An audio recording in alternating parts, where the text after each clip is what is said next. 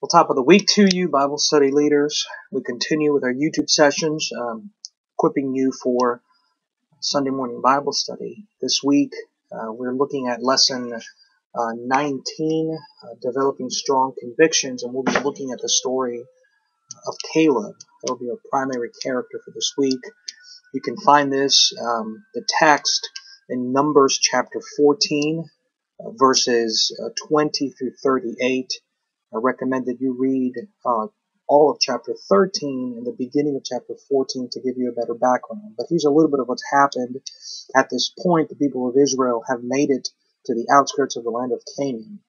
And Moses sends 12 spies to survey the land to give them an idea of what's in the land and the inhabitants that they might face. And well, the spies come back, and 10 of them offer a pretty strong opposition to the idea of going in. They confirm, on one hand, that this is the land that God promised them, but on the other hand, they incite a riot. They incite this rebellion because they claim that there's no possible way they can enter the land due to the inhabitants. And one of the spies says, we're like grasshoppers among these men. They built their fortified cities, and the people are incited in this rebellion. Moses intercedes on behalf of them to God, because God becomes upset with this. And this is where we pick up verse 20. God forgives them, but passes strong judgment on them, righteous judgment, but strong nonetheless, as they have failed to remember how he has worked throughout their history, throughout bringing them out from Egypt, delivering them from Pharaoh, providing them manna, accompanying through them when they pass through the Red Sea.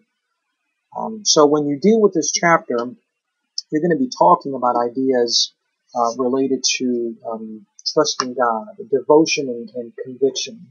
When we think of the word conviction, we think of somebody sent to prison, or somebody that's being accused, or something wrong. We use the word conviction more nowadays to denote a negative character or a negative consequence. But the word conviction can also mean, or also means, a strong held belief or opinion. Caleb displays conviction in that. Just think about this. Scholars tell us that the people of Israel that were wandering through the wilderness were in the millions, probably 2 million. And when you have 10 of these spies inciting this riot, this rebellion against Moses, telling Moses, listen, we don't want to go in, you got 2 guys in the names of Joshua and Caleb telling Moses, listen, we can do this. So Caleb is showing strong conviction. Where is that conviction coming from? The conviction is ultimately manifested in devotion. So ask questions to your group about devotion. What are the consequences of devotion? For instance, devotion in the midst of criticism, or devotion in the midst of opposing what others believe.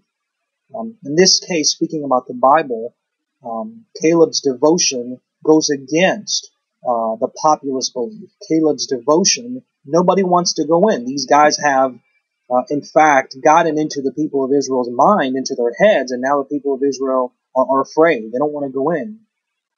But Caleb, his conviction, his firmly held belief, based on what God has done in the past before, that's important. As Christians, our convictions are deepened. Our faith is materialized based on what God has done before in our lives.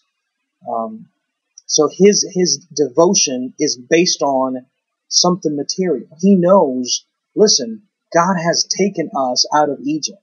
He made us walk through a Red Sea. He has fed us manna. He has been with us. He has shown us a pillar of fire by night. He has shown us a pillar of smoke by day. He has provided food and sustenance.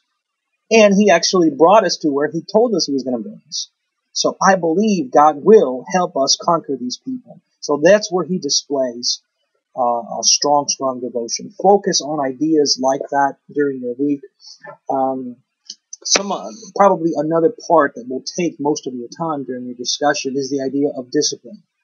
And being, the old adage, be careful what you wish for. If you notice, the people of Israel asked God, they said, It would have been better for us to die in the wilderness. It would have been better for us to just stay in Egypt. And God sends them back to the Red Sea. He sends them back to wander for 40 years and tells them, he says, I will forgive you. However, the judgment he passes on them is, no one of you, with the exception of Caleb and Joseph, will enter the promised land. You will, in fact, die. And the Bible uses really strong language, that your bodies will fall in the wilderness. So ask questions that deal with the topic of discipline. Is God's discipline righteous? And it is. And some might say, well, God was really harsh in not letting the people. I mean, he brought them all this way, and to just go ahead and not let them in the promised land.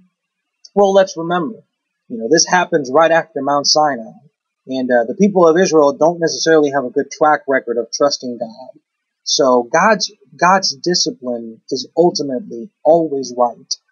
His justice is always right, and it's good. He shows us mercy and grace. He forgives us. However, there still are consequences to our sin.